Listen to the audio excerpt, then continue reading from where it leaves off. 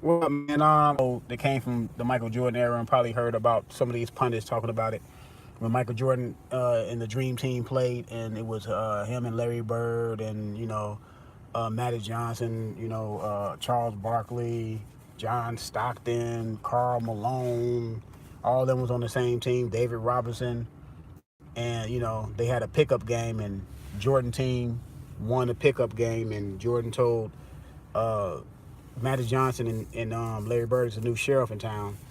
And I'm just wondering, is Kawhi Leonard the new sheriff in town for what he was able to pull off?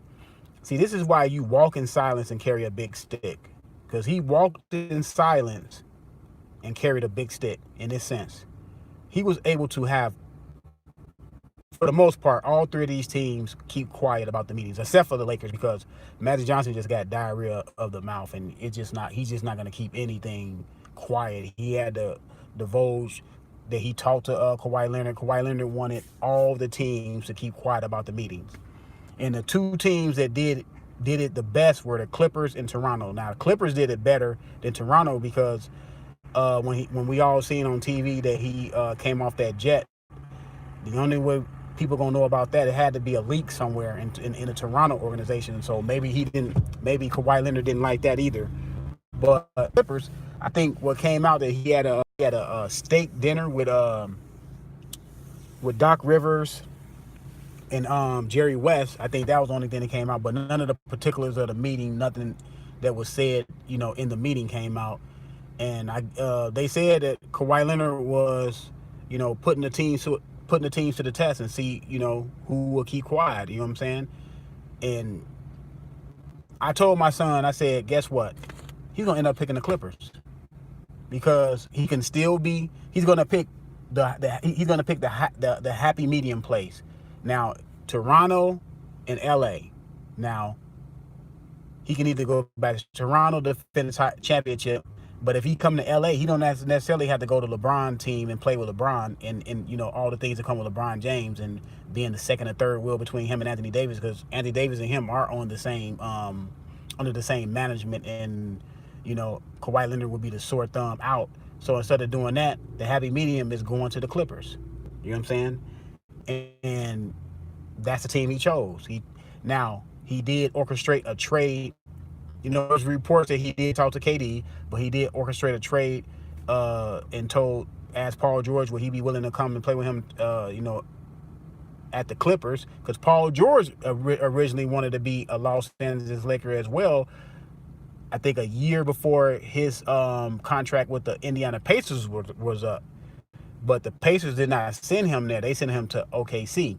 So he wanted to be in LA too, because they both LA kids. So Paul George jumped at it. Hey, OKC Thunder, he went to the playoffs twice. They got knocked out early.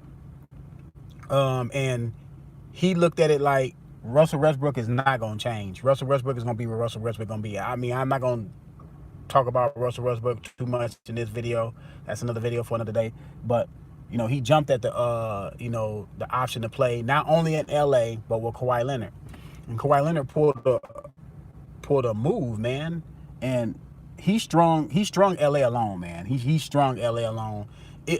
Look, it was a 3-team race, but I always knew it was one of these teams that he was stringing along. And I kind of figured it was the Los Angeles Lakers. I kept saying, I think he's playing the Los Angeles Lakers. I think he's really playing the Los Angeles Lakers, and that's the team he was playing. He was playing the Los Angeles Lakers against the Clippers. He wanted to go to the Clippers, but he wanted the Clippers to get another star to be there, so in order for him to play there. So now there's reports coming out that while the Clippers were trying to make a trade and hammer out the particulars with trying to get Paul George from OKC Thunder, that Kawhi Leonard was delaying meetings with with LA, man. I mean, he played him like a flute, man. He played him like a flute, and that's what happened. Is Kawhi Leonard the new sheriff in town? Now he's coming off the MVP of the finals with the Toronto Raptors, bringing them their first championship. Now he's going to the Clippers and trying. We all know he had won a championship with the Spurs, and he was the Finals MVP. So now he got 2 Finals MVPs, and 2 championships. Now he going to the Clippers, and he got a chance to bring that team his first championship.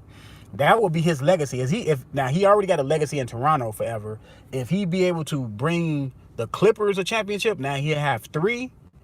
Now he's working on, you know what I'm saying, a very good legacy. He already got what, 2 defensive players of the year awards as a wing player. He's the only wing player that has 2. I know Michael Jordan has 1.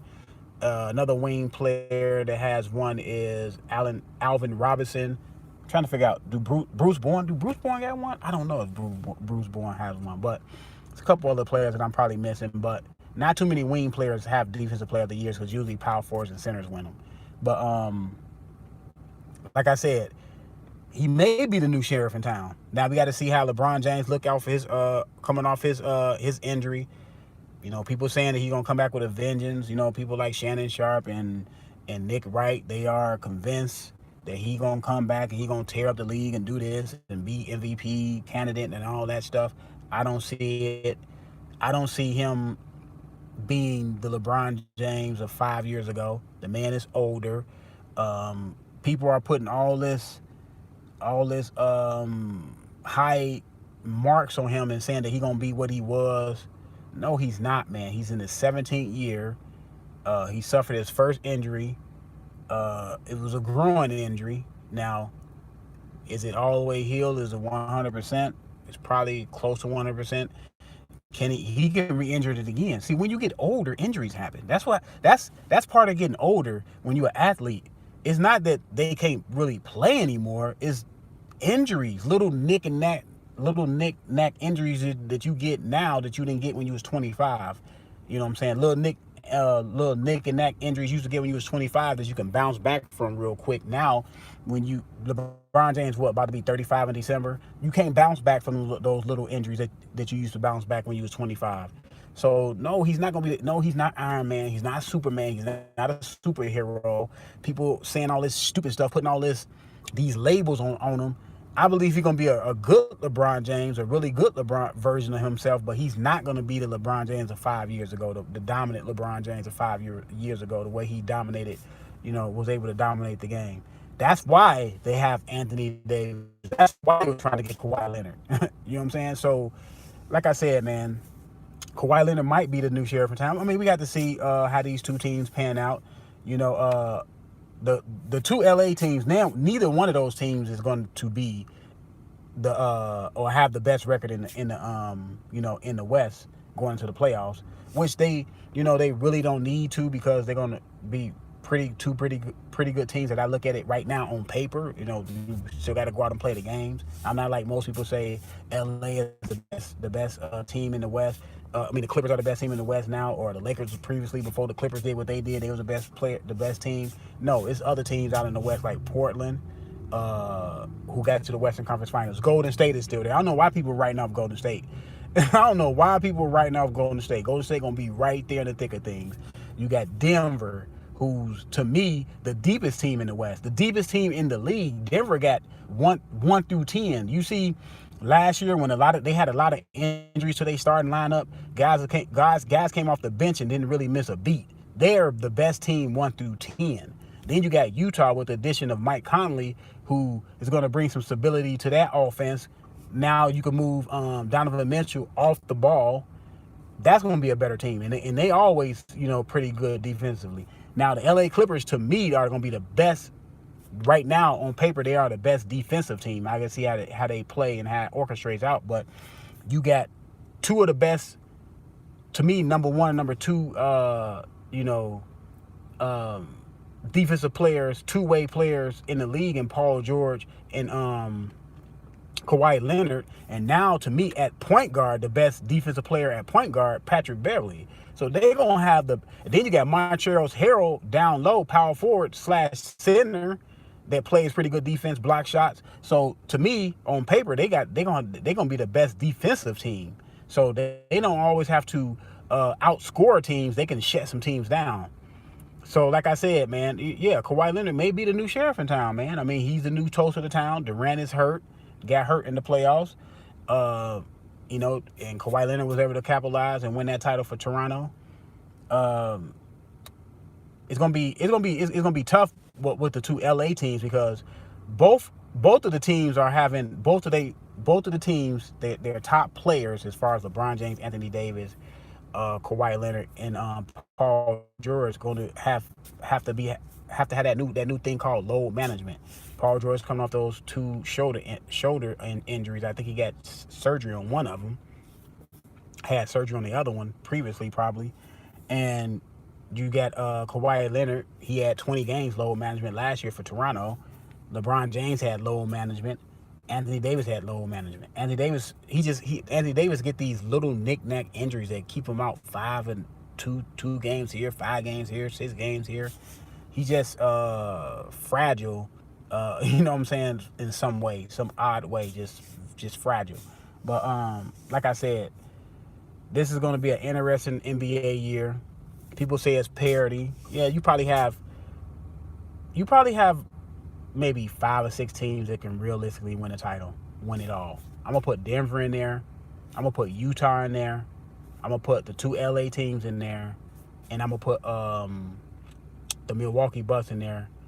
They did lose Malcolm Brogdon. They did lose Niko Mirotic. So Malcolm Brogdon is gonna be a big loss if Bledsoe don't pick up his game. Now the pressure on Bledsoe to really pick up his game, because Malcolm Brogdon was a nice buffer. If Bledsoe don't play well, Malcolm Brogdon usually picked up the slack. So now they don't have Malcolm Brogdon to lean on. Eric Bledsoe gonna have to play well for the Milwaukee Bucks.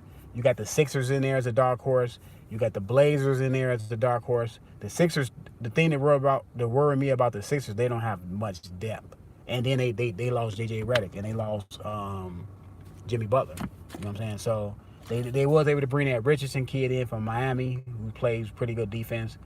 He's a pretty good two-way player. You know what I'm saying? But we know he's not Jimmy Butler. He don't have Jimmy Butler experience. So yeah, man, it's about 5 or 6 teams. Some people say it's 10 teams. I don't believe it's 10 deep. It's probably about 5 or 6 with a couple of dark horses. It's probably 5 with a couple of dark horses. You know what I'm saying? But let me know what y'all think, man. Do y'all think Kawhi Leonard is the new sheriff in town?